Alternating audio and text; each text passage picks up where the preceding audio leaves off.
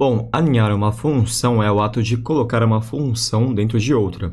Ao usar o Excel com um pouco mais de frequência, você vai ver que esse é um comando extremamente utilizado. Levando para essa nossa parte do curso, vamos ver como fazer o C aninhado. Basicamente, isso acontece quando você quer colocar mais de um resultado para uma condição que você estabeleceu. Por exemplo, se eu, ao invés de eu ter apenas aprovado ou reprovado, dentro do meu cálculo, eu gostaria de inserir também a possibilidade de prova final. Se a gente só utilizasse o C, a gente não conseguiria utilizar ela, porque a gente tem só os comandos de verdadeiro e falso.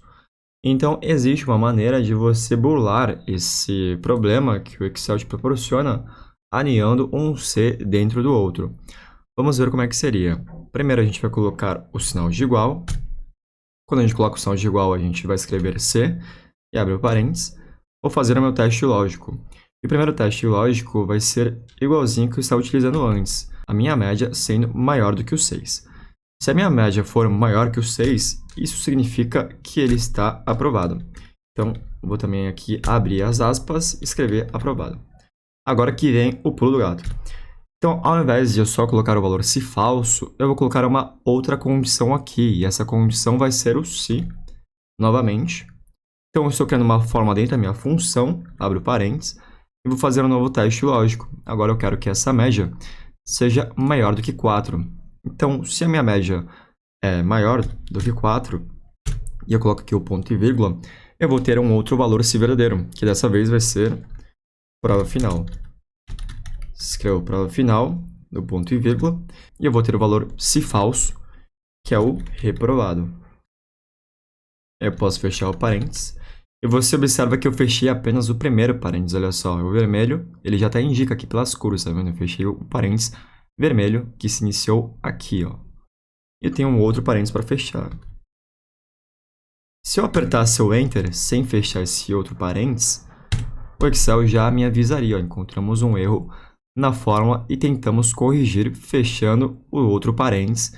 Se eu aceitar essa correção, ele fecha para mim automaticamente. Então, o João Santana ele está aprovado porque ele tem uma nota maior do que 6. Né? Só que a Maria Clara, que estava reprovada, deixa eu só atualizar aqui, colocar um 6 ou igual, que aí ela vira reprovada.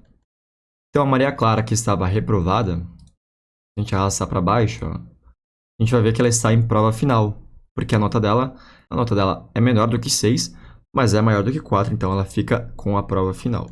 E a gente consegue ver também as mesmas notas, né? E o Marlon, que tem 4,5, ele também foi para a prova final, ao invés de ser reprovado direto. Né? Se a gente mudasse essas notas, por exemplo, aqui para 1, e o Marlon tivesse uma nota final 3,5, automaticamente esse resultado muda para reprovado. Então, você vê que quando você utiliza o C aninhado, você consegue ter mais uma condição. Né? Isso é bem legal. Então, nesse caso aqui, a gente tem 3 respostas possíveis. A gente vai utilizar 2 vezes a função C. Se a gente tivesse 4, 5, a gente utilizaria 3 e 4 vezes a função C. Isso é muito útil sempre que você estiver utilizando fórmulas e funções condicionais.